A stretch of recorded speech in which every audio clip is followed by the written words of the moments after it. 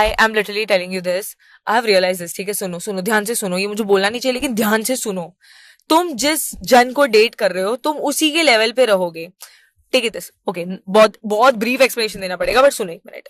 For example, अगर मैं किसी आदमी को डेट कर रही हूं जिसकी थिंकिंग, जिसकी वैल्यूज मुझसे मैच नहीं कर रही है, in the end I am also going to stoop down to his level, to his values, even though I don't believe it. मैं कहीं ना कहीं हाँ ओके यस करके मान ही जाऊंगी, और अगर नहीं करूंगी तो कलेश होंगे।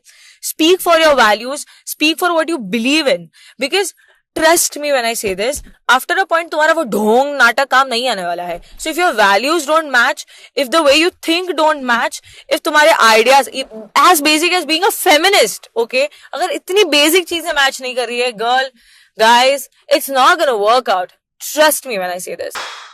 Speak for your values, speak for what you believe in. ये दो चीजें बहुत ज्यादा इंपॉर्टेंट है एंड जो हम लोग भूल जाते हैं। जैसे हम रिलेशनशिप में एंटर करते हैं ना, हमें सिर्फ प्यार प्यार प्यार वाली फीलिंग्स दिखाई देती है कि वो लड़की कितनी अच्छी है, बस एक बार ये लड़की मेरी लाइफ में आ जाए, मेरे जीवन में मजा ही मजा आने लगेगा, जिंदगी सुहानी हो जाएगी। ये सारी चीजें हम फील करने लगते हैं एंड इसी की वजह से हम देखते भी नहीं है कि उस बंदी की जो भी वैल्यूज है वो वैल्यूज के साथ हमारी वैल्यूज अलाइन हो रही है या नहीं हो रही। हम दोनों एक ही डायरेक्शन में आगे बढ़ना चाहते या तो फिर नहीं बढ़ना चाहते। मोस्ट ऑफ द टाइम ऐसा भी होता है कि तुम मे भी सेल्फ इंप्रूव कर रहे हो, अपने आप पे फोकस कर रहे हो, पैसे कमाने पे ध्यान दे रहे हो, लेकिन वो बंदी को इन सारी चीजों से कोई भी मतलब नहीं है, फर्क ही नहीं पड़ता उससे। हो सकता है ऐसा भी हो एंड उस टाइम पे तुम्हें देखना पड़ता है कि तुम दोनों एक दूसरे के लिए सही हो या तो फिर नहीं।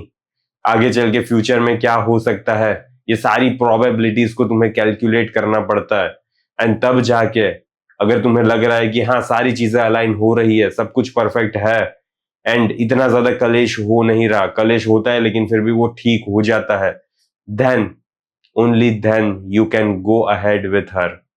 अगर ये सारी चीजें नहीं हो रही एंड तुम यहाँ पे ये दिमाग में रह रहे हो, ख्याली पुलाव पका रहे हो एंड सोच रहे हो कि मजा ही मजा आता जाएगा, लेकिन रियलिटी में कुछ भी नहीं होता ऐसा। रियलिटी में ऐसा लगता है कि सारा जिंदगी झंड है, ओके, क्योंकि मजा ही नहीं आ रहा रिलेशनशिप में। वो लड़की तुम्हारी जिंदगी को आसान नहीं, तुम्हारी जिंदगी को बहुत ज्यादा मुश्किल बना रही है। अगर ये सारी चीजें हो रही है ना तो दिक्कत है, ठीक है? ये सारी चीजें हो रही है तो दिक्कत है, तो जस्ट इस दिक्कत को एक्सेप्ट करो, क्योंकि बहुत बार ऐसा होता है कि हम है ना हमारे ये जो प्यार का चश्मा है ना उसको उतारना ही नहीं चाहते एंड जो रियलिटी है ना उस रियलिटी को देखना ही नहीं चाहते। अगर वो तुम्हारे लिए सही नहीं है ना मेरे भाई, तो तुम्हें आज ही फैसला करना पड़ेगा कि निकलो यहां से, रिलेशनशिप को खत्म करो, दूसरी लड़की के साथ बाहर जाओ एंड मे बी फिर वो तुम्हारे लिए सही है या तो फिर नहीं। देखो डेटिंग में सबसे ज्यादा प्रॉब्लम यही आता है कि बंदे है ना, बंदे एक लड़की से बात करना स्टार्ट करते हैं एंड उसी पे दिल दे बैठता है। तुम्हें देखना पड़ता है कि वो तुम्हारे लिए सही है या तो फिर नहीं। लड़की देख रही है, लड़की के पास बहुत सारे ऑप्शंस हैं एंड वो देख रही है कि उसके लिए सबसे अच्छी, सबसे बेस्ट प्रोबेबल ऑप्शन चॉइस क्या है, लेकिन तुम वो चीज देख ही नहीं रहे and that's why there is a fucking problem. तो जल्दी से इस प्रॉब्लम को ठीक करो, ओके? तुम्हें लड़की को डेट करना पड़ेगा, तब जाके तुम्हें पता चलेगा कि is she the right one for you और नॉट।